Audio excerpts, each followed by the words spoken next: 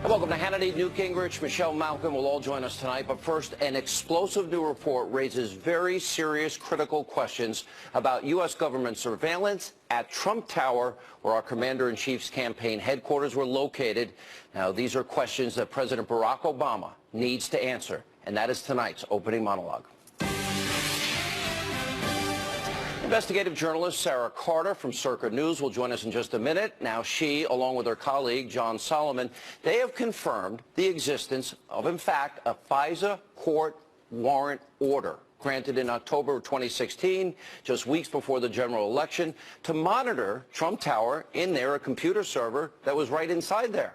Now, the report finds that justification for the warrant was to examine the server that appeared to be communicating with a Russian bank. Officials told Circuit News that they quickly determined that nothing, quote, was nefarious happening or going on there.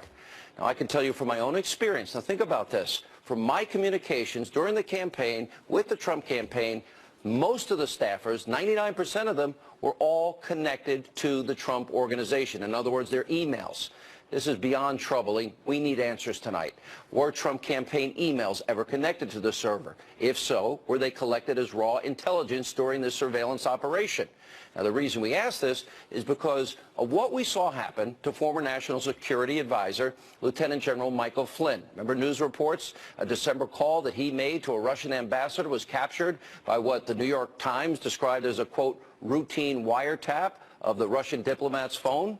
Well, U.S. intelligence agencies, they do routinely monitor foreign officials. That's their job.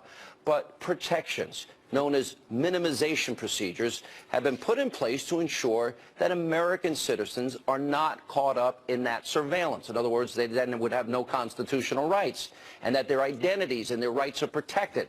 Now, this, of course, was not the case with Lieutenant General Flynn, because a transcript of the call was created, given to intelligence officials, who then leaked the details to the press, which, by the way, is a felony according to the Espionage Act. We also know from a New York Times report that in his final weeks in office, that President Obama revised the Executive Order 12333, which greenlights widespread sharing of raw data collected by American intelligence agencies across 17 government agencies. That's an additional 16 agencies.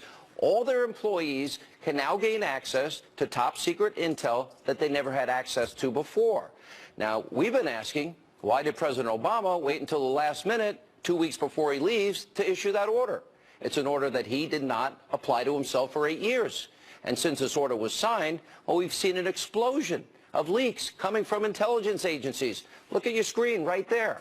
Now, take a good look at it. So given what's happened, it's time for President Obama and officials who oversaw this operation and the surveillance of the server at Trump Tower, they need to come clean. What did they know? What information was gathered? They need to assure you, the American people, that this was not spying on a political opposition party just weeks before an election. All of this raises very serious national security, ethical issues at a very high level, privacy issues we've never had before, because crimes were likely committed here. Certainly in the case of retired Lieutenant General Flynn, somebody committed a felony. So all we're doing on the show is we're raising questions. We're looking for answers. In fact, we have reached out to President Obama's spokesperson to see if they would respond to the questions we've been asking. Shocking. So far, we've not heard back. Also tonight, WikiLeaks has released thousands of documents and is making very serious allegations about CIA spying capabilities and techniques. Now, according to WikiLeaks, U.S. spies are able to access some televisions, smartphones, iPhones, and record sound, images, and even private messages on encrypted communication apps. Now, WikiLeaks is also alleging that the CIA has the ability to make it appear that its cyber activity was conducted by foreign governments, say like Russia, or hackers. Now, the group explained further in a press release. They said, quote, the CIA's Remote Devices Branch Umbrage Group collects and maintains a substantial library of attack techniques stolen from malware produced in other states, including the Russian Federation. And with Umbrage and related projects, the CIA can not only increase its total number of attack types, but also misdirect the attribution by leaving behind these, quote, fingerprints of the groups that the attack techniques were stolen from. In other words, they can make it seem like it's the Russians and it's them. Now, the power and capabilities of American intelligence agencies are profound, and they are extensive. And if all of this is true, what that means is a possibility that an operative working on behalf of the former president and other left-wing activists are trying to sabotage, delegitimize President Donald Trump. After all, why did the leaks happen as soon as Obama left? Until we get answers, we're going to keep asking these questions. Here now is Circa News national security correspondent Sarah Carter. Sarah, do I have all that right? Is that a good summary? Yes, it was a great summary. There was one little change that just happened right before I came on your show, Sean. And what was really interesting, John and I spoke to some very senior U.S. officials. They clarified this. They said there was a FISA warrant in October that was looking at the overall Russian hacking investigation, but that the FBI, when they monitored the server, Trump Tower, it was actually located away from Trump Tower. It wasn't under the FISA. They did normal strategic type of FBI investigations that didn't require the FISA. So they went into the server, but they did not use the FISA to do that. They did have a FISA, however, in October at the exact same time as this investigation. So there are two instances now of spying. Two. Yes, wow. 2 instances. So this is completely new evidence. And remember, we all thought, and everybody had reported, that the server was inside Trump Tower. The server was not located in Trump Tower, according to our sources. With the second issue warrant, whatever the FBI was doing, was that in Trump Tower? That's what we don't know now. Because now that opens up a whole slew of questions, the questions you just brought up in your monologue, right? So those questions need to be answered. But what we do know is this. The people that were investigating Trump's server, they said that the FBI did not look into emails, they did not listen to his phone calls, and that they found no evidence at all of any type of crime associated with Trump business. This is important what you're saying. The news media in this country has repeated this narrative that the Trump campaign were colluding with the Russians to undermine the electoral process. You're saying that you're reporting and look, John Solomon's worked for AP for what, 20 years, and you both worked together at the Washington Times, credible news organizations. So what you're saying is they found no evidence at all whatsoever of any collusion between the campaign and the Russians. True? Absolutely true. They found no evidence of that. In fact, when we spoke to our sources who had direct access to this investigation, what was happening with the FBI, they didn't even find evidence of collusion with Lieutenant General Mike Flynn, which is interesting because even when those leaks came out and they were referring to the Logan Act and everybody saw this as part of a broad... Yeah, they thought this was part of the original investigation into Russian hacking and now President Trump. It wasn't. It was completely different. It was a completely separate incident, and the leak came out anyways. It was monitoring of Russian assets. And that would be a felony as defined by the Espionage Act, as I understand it? That is absolutely correct. And as you know, the Inspector General at the DOJ is now investigating both the FBI and the Department of Justice. Very important. I want to stay on this story because we only have limited time. There's too much information in your piece and your new discovery. So you have confirmed that the FBI found no evidence of any collusion whatsoever. Nothing. Number two, you have confirmed that they did get a FISA warrant in October in the weeks leading up to the election. Correct? That is correct. And they also got somehow another warrant that allowed them to look into the Trump campaign. We don't know what the nature of that was. We think it had to do with the banks in Russia, that they were looking at connections between then President Trump and the banks in Russia, both which are Alpha Bank and SVB Bank. But we're not 100% certain on that. What we don't know is who was connected to that FISA.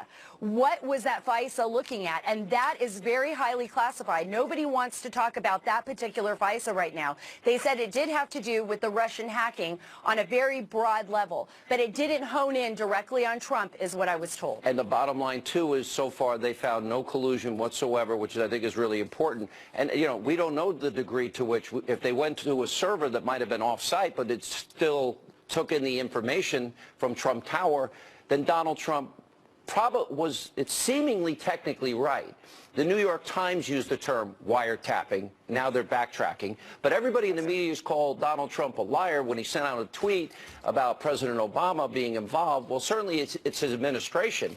And maybe, I don't know exactly how you call a wiretap. Does it have to be a phone call? If the government's looking into one server, can't you say they were tapping into it? Because that's how I would define it. Yeah, exactly. I mean, these are semantics, right? This is how people are using words. There is a distinction between a FISA and then a wiretapping, but they did tap. I mean, they were looking They were into investigating the president in the weeks leading up to the election, and you're saying there were 2 warrants, one FISA, one non-FISA. Correct. Okay, so now did they find anything at all? Anything at all? According to the sources that we spoke with, they did not find any evidence that would lead to any kind of criminal prosecution of anyone on the Trump team. And that is what we were told. So basically, you're told by people that he's totally exonerated. This whole Russian narrative the media's been running with has been a lie. It's been untrue. And that they've known it for some time and they never told us. Well, to some extent, yes. That's pretty scary. Now, one other thing, because I think this is very important. As it relates to who knew what, when, and where, the president made a very clever statement. He said, well, I didn't order, nor did anyone in the White House order the FISA investigation. But that's not an acknowledgement. Did he know? Did Ben Rhodes know? Did Loretta Lynch sign off on it? Did Valerie Jarrett know about this? Did Dan Pfeiffer? In the middle of a campaign, you have a sitting president with the power of the intelligence community looking into an opposition candidate in the weeks leading up to an election? Does that seem like something that is appropriate? Were there lies told to gather that FISA approval? Do we know if there was an attempt to get one in June, for example? Well, what we know is that, according to our sources, there was really no attempt to get one in June. Now, that's what they said. We don't know that for fact yet. But what we do know is that in October, it was very interesting. Harry Reid came out and said, you know, there's going to be some explosive Hillary Clinton tweeted it out a week before the election. Hillary Clinton tweeted that out. So people were getting a whiff of this, and we believe that people were briefed on this. So this is when everything started. And this is what these intelligence officials are telling us. Look, this has become highly politicized from October all the way through January with the removal of General Flynn from the NSA. You know, this has become so politicized that they're watching this in horror, and they wanted to set the record straight. I have one last question. We did learn from WikiLeaks that the CIA uses stolen malware to give attribution, if you will, to cyber attacks to other nations. In other words, they leave the fingerprints. They could do the job and leave the fingerprints and say, oh, it looks like the Russians did it. Is that possible that that happened here? I mean, that's something that we have to investigate. I have no evidence of that, but they are capable. They are capable, and so are other intelligence agencies. Thank you for your great work. We're going to continue to follow this, get these questions answered. You know, so are there deep state Obama holdover operatives working behind the scenes to try and undermine the Trump administration? Former Speaker of the House, Newt Gingrich, weighs in, and later tonight. We actually ran on a repeal and replace plan. That's what this is, the repeal and replace plan we ran on. Now I am intent on making sure that we fulfill our promises. Speaker Ryan is correct. Republicans promised for years they'd repeal and replace Obamacare. They need to get it right. Why so much infighting? Why wasn't this resolved before? Also, Michelle Malkin here. She'll join us tonight as well. We've been questioning on this program if there are deep state Obama holdover operatives trying to delegitimize the commander-in-chief. Now, we're not going to stop asking questions. And joining us now with reaction, author of the New York Times bestseller Treason, former Speaker of the House, Fox News contributor Newt Gingrich. So, you know John Solomon. You've known him for years, AP, Washington Times, Sarah Carter. You know, a legitimate reporter. They're saying not only that was a FISA court warrant approved, now they think a second warrant was approved. In spite of the investigation, zero proof of any collusion between Trump and the Russians. This has been the media narrative now going on, what, 6, 7 months at this point? Sure. What is your response? Well, I think, first of all, it's very likely that the deep state, the professional bureaucrats, the people who run the government on a day-to-day basis, did do things that were very opposed to Donald Trump. And the fact is that he was overwhelmingly opposed by the civil service. I think it's also likely that there was a covering up, is probably the wrong word, but that they were willing to be sloppy and to be more aggressive. I mean, the whole thing that was done to General Flynn was totally outrageous, violates every civil libertarian in the country, involved the leaking, which is a felony, the leaking of secret information, which was done in such a way as to hurt an American citizen, even though when you looked at it in detail, it had no meaning. It didn't matter.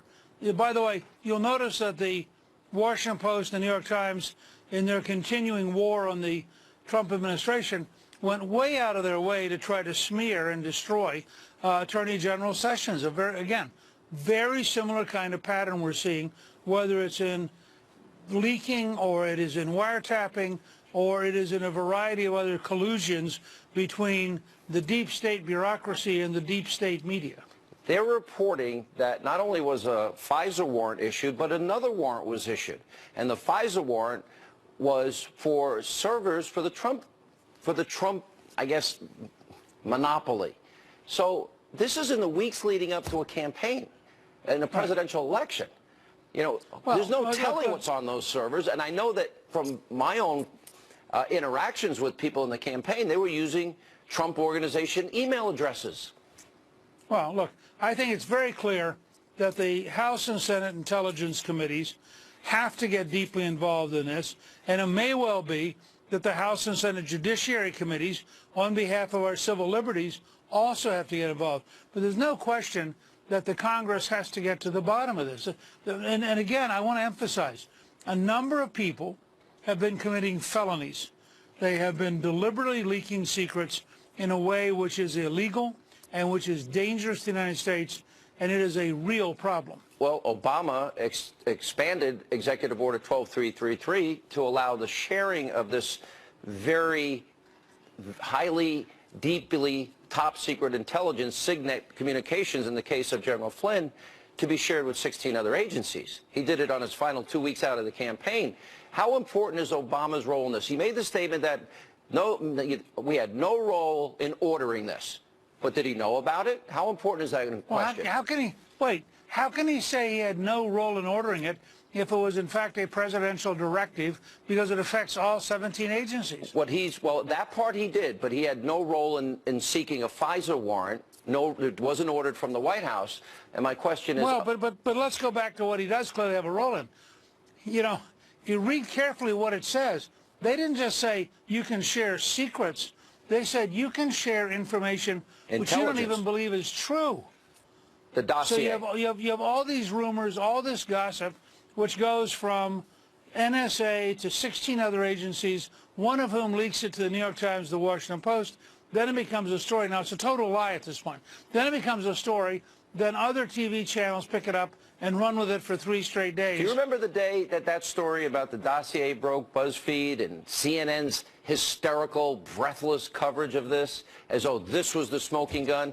Well, they also say, Sarah Carter and John Solomon, they also say that they found no evidence even though they had the 2 warrants. None whatsoever. No. Not one smidgen of evidence that backs up the claims by the media that they've been saying. And you know, the former director of national intelligence, General Clapper, has said publicly, unequivocally, that in all the things he looked at, in all the reports he saw, there is zero evidence of collusion between the Trump campaign and the Russians, which would make you wonder, why is this still an issue, except, of course, that the Democrats in the New York Times and Washington Post are desperate to do anything to slow down Donald Trump. We got to take a break. More with Newt Gingrich right after this. We're going to talk about health care and much more. And this. We actually ran on a repeal and replace plan. That's what this is, the repeal and replace plan we ran on. Now I am intent on making sure that we fulfill our promises. Intramural squabbles existing in Republican ranks, a potential civil war on our hands. We'll ask the former speaker about that.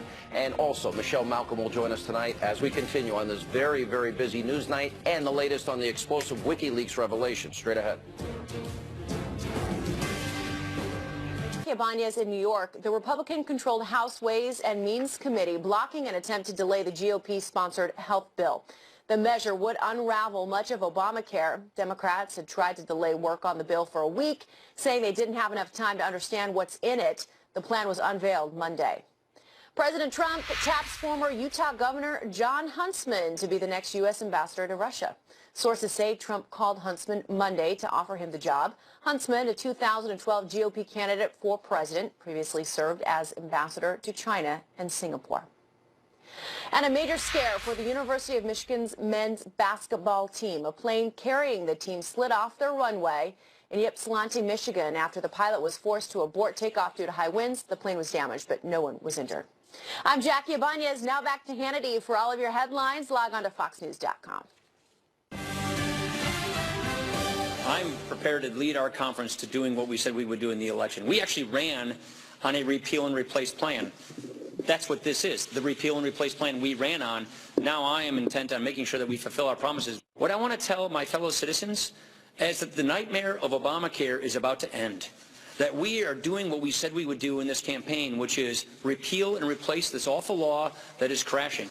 All right, Speaker of the House Paul Ryan vowing to fulfill the GOP's promise to repeal and replace Obamacare. President Trump met earlier this evening with members of the Freedom Caucus to discuss the new health care bill. As I said last night, they need to hammer out their differences because we cannot have a GOP civil war breaking out in the media. It's only going to hurt their ability to get things done, and that means hurt you, the American people. We continue now more with Newt Gingrich.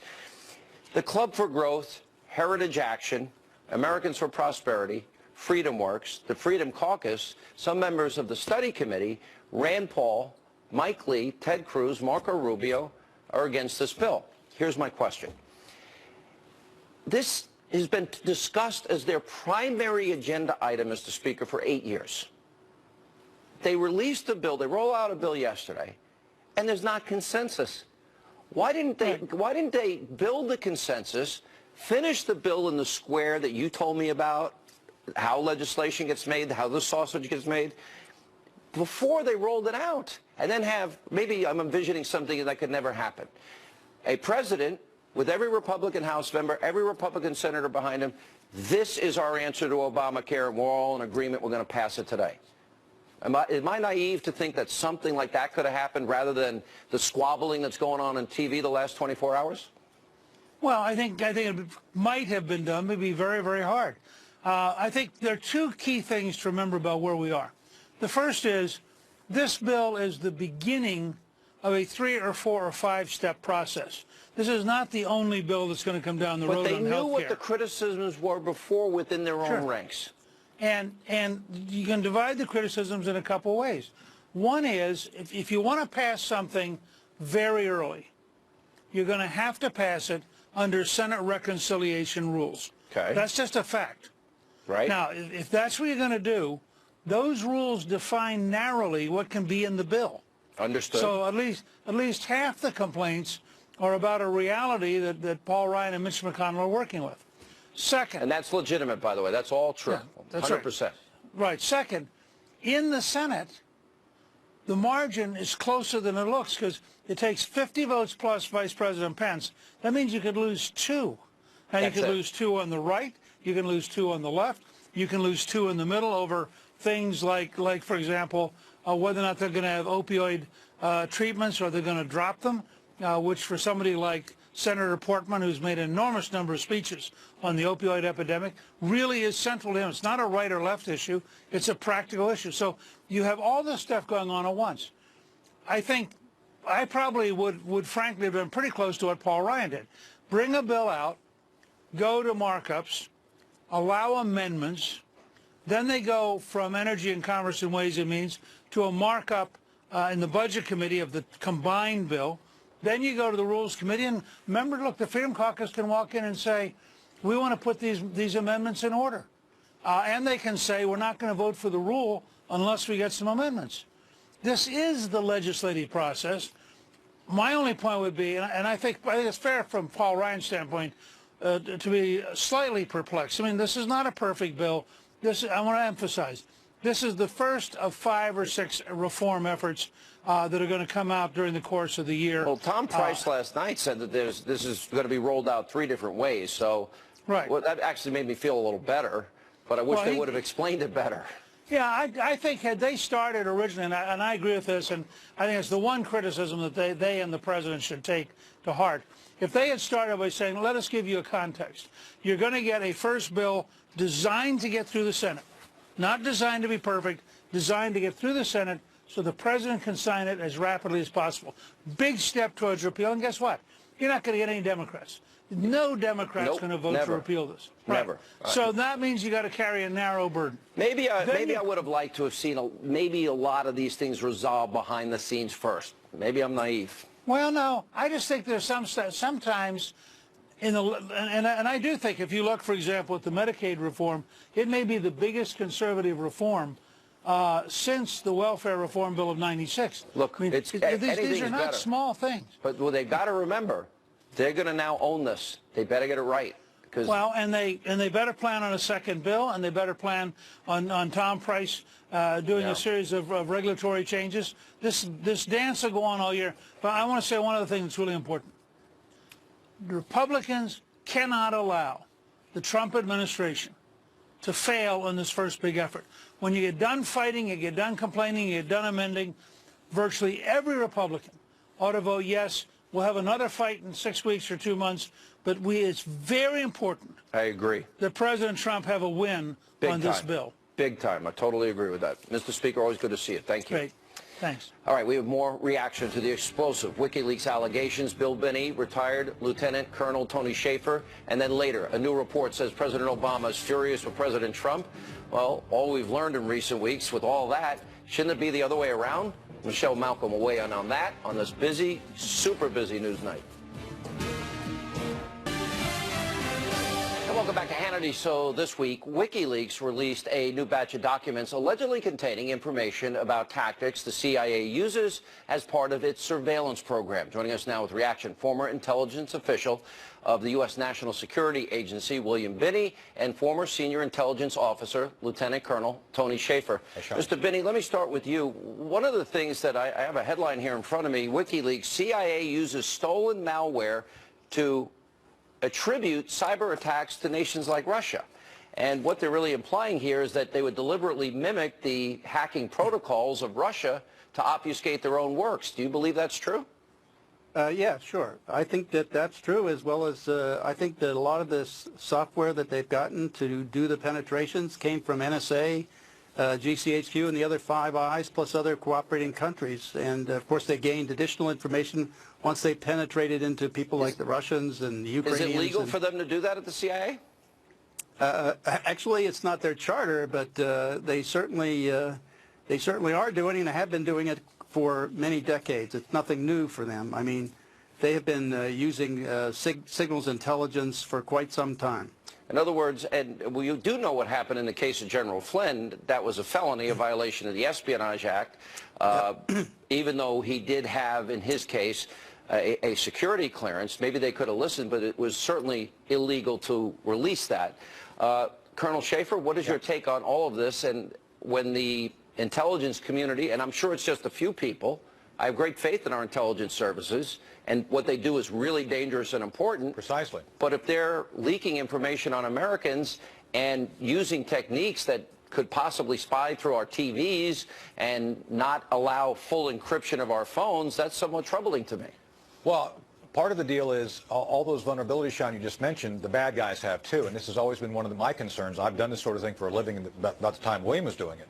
My concern when I was on the inside is these people, our intelligence agencies, have huge technology and huge power. So that power must be used ethically and focused on the adversary only. What you've seen here, as you pointed out, Sean, it was used against one of our own. Lieutenant General Mike Flynn is a friend of mine. So I first, on a personal level, I think it's horrendous.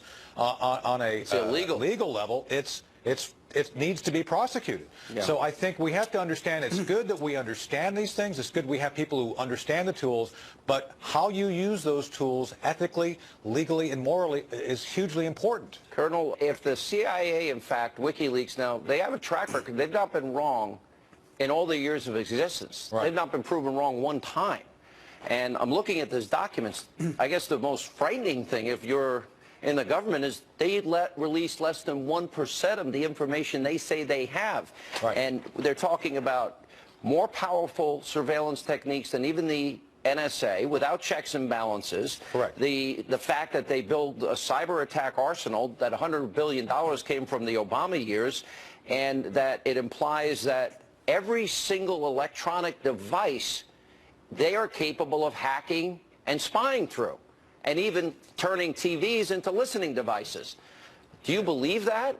Do you think the CIA has that capability? And if they do, if there's no check and balance, doesn't that mean we're all potentially subject to living in a police state where the government at will can spy on whoever they want, bribe, blackmail, do whatever they want with that?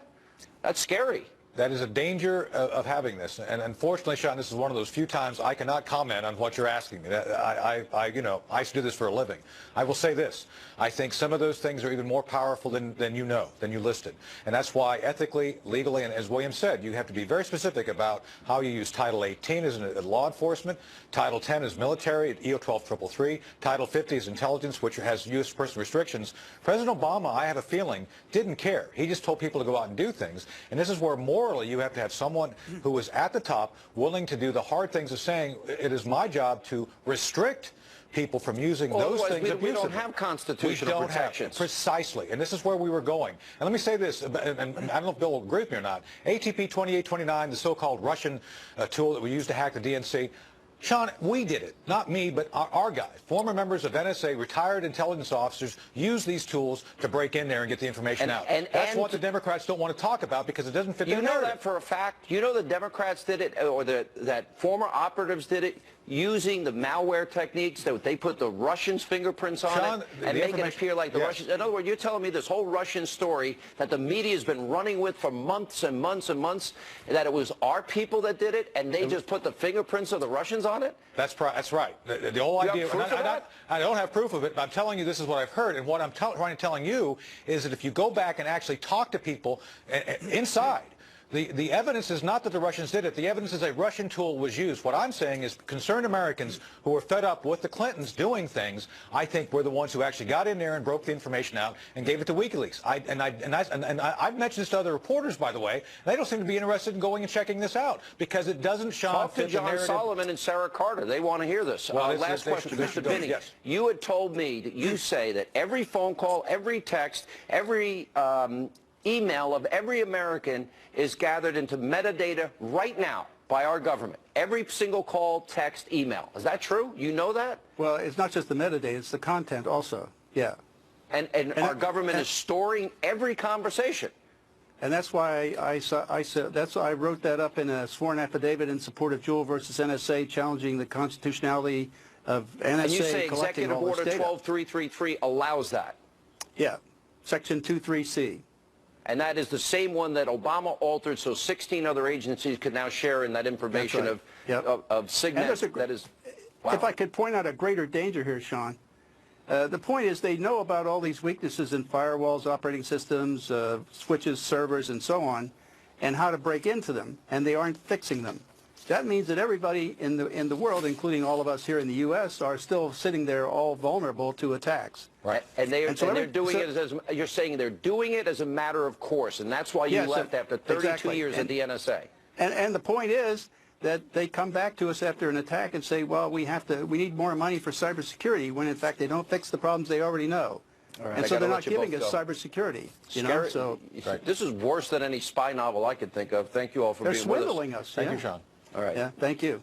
And coming up, Wall Street Journal reporting that President Obama is, quote, furious with President Trump. But should it really be the other way around? We'll play you many of the nasty comments that Obama has said about Trump and get reaction from Michelle Malkin next.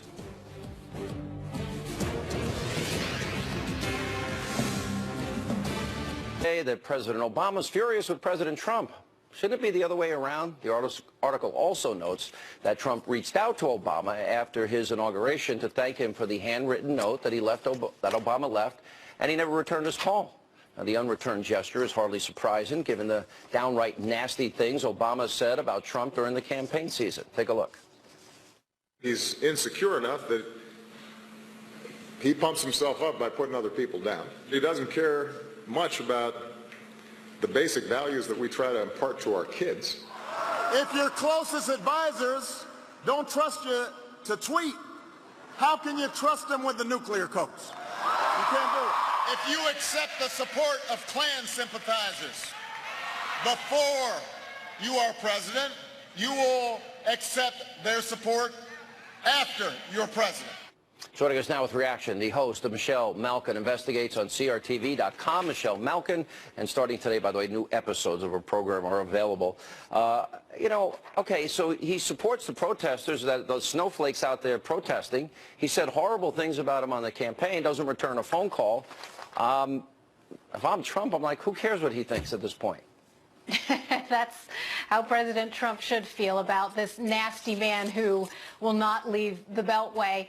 But this is a lesson, unfortunately, that too many establishment Republicans have not learned over the years. And that is when Democrats pretend to give you an olive branch, they're not actually making a signal or gesture at working together. What they're going to do is snatch that olive branch back and beat you over the heads with it, because that's what Democrats do. All right. Isn't it time, really, all these holdovers, there are over 500 people that need to be confirmed by the Senate. And we only got Ben Carson and Rick Perry last week. Isn't it time every Obama holdover needs to be shown the door? Because some of them in there, I believe, and as evidenced by John Solomon and Sarah Carter in my opening segment of the show tonight, there are people in there that are sabotaging the current president because they agree with the old president. Don't they need to all go? Didn't Clinton do that when he became president? Absolutely he did, and they applied every ideological and political partisan litmus test under the sun to do it. Why shouldn't the Trump administration play by the same rules? And in fact, in many cases there are. It's just going to take a long time. I mean, they've got to drain the swamp and clean house in every crack and crevice of the federal bureaucracy. And of course, it's most urgent and exigent in the Justice Department, the Department of Defense. And then you've got to work your way all the way down to all of the domestic policy. Yes? Is John Solomon and Sarah Carter, these are respected journalists. I mean, Solomon was with the AP for 20 years. And what do you make of what they discovered is that, in fact, there was a Pfizer surveillance in the weeks leading up to the election, and reporting now that there might have been a second warrant that was issued, non-Pfizer. I mean, a sitting president, and he said, well, I didn't order it. Did he know about it? Did his attorney general know about it? Did the people around him know about it? Any information shared with Hillary? And what was the reason for this? What was the justification? And did anybody think about the political ramifications? Did they see any of the internal political? Remember, the political campaign was being run under the same email server. Did anyone think that maybe they shouldn't have access to that? Yeah, right. Well, Solomon and Carter are both incredible journalists. They're doing the job that so many of the lapdog dogs in the Beltway media refuse to do under Obama. And of course, it's the kind of muckraking that so many of these liberal journalists refuse to do.